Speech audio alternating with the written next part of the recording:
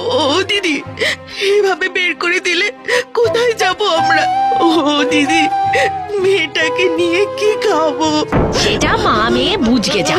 এতদিন তাঁতি ছিল বলে কিছু বলিনি, এখন মরেছে, এবার তোরাও আমার সংসার থেকে বিদে হ, আমার হাড় জুড়ে।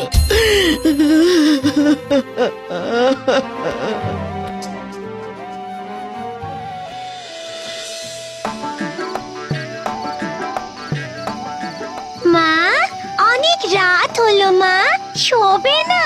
শোবো মা, কালই গামছাটা যদি হাটে বেচে আসতে পারি, দুটো পয়সা হবে। আমি যাব মা হাটে। না মা, তুই বরং ওই ইঁদুরে কাটা নেতানো তুলোটুকু রোদে দিয়ে শুকিয়ে রাখিস, কেমন? আচ্ছা মা।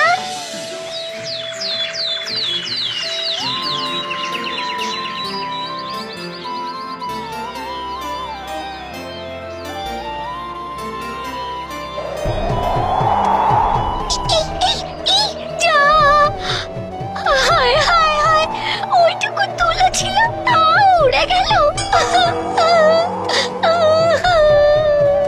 এই মেয়ে, কাঁদিস কেন? আমাদের আমাদের খুব অভাব। এই তুলো কেটে মা গামছা বানাতো, আর তুমি সেগুলো উড়িয়ে নিলে। বেশ বেশ, সব তুলো তোকে ফেরত দেব। তুই আয়, আমার পিছু পিছু আয়।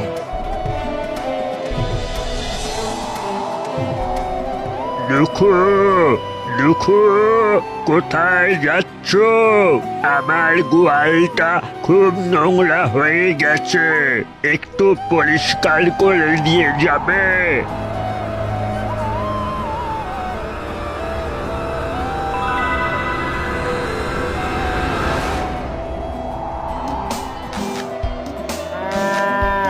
চলো বাতাস, চলো।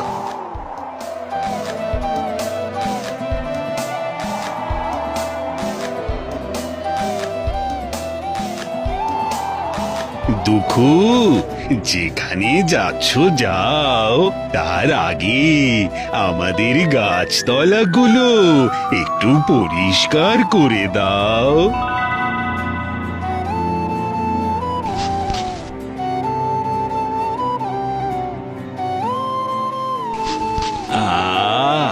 এবার খুব আরাম হচ্ছে। এবার আমি যাই।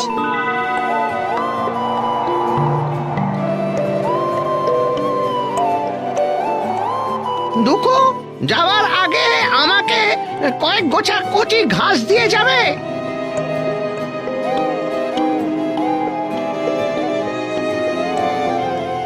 বয়স হয়েছে, বেশি চলতেও পারি না।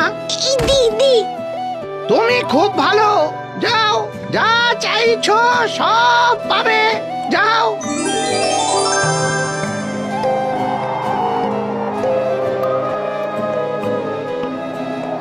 যা, ওই বাড়িতে গিয়ে তোর সুতো চেনে।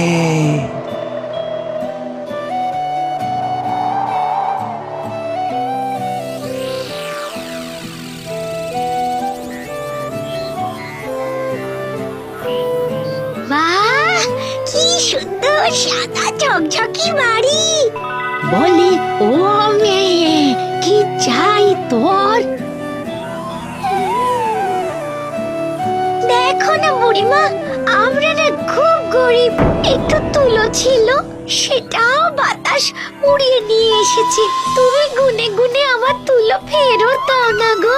দেব রে দেব, আগে এত দূর থেকে এসেছিস, একটু স্নান খাওয়া করে যা। দেখ, ওই ঘরে তেল, গামছা, কাপড় আছে। পুকুরে গিয়ে দুটো ডুব দিয়েই ফিরে আসিস। তারপর ঘরে খাবার আছে, খেয়ে নিস।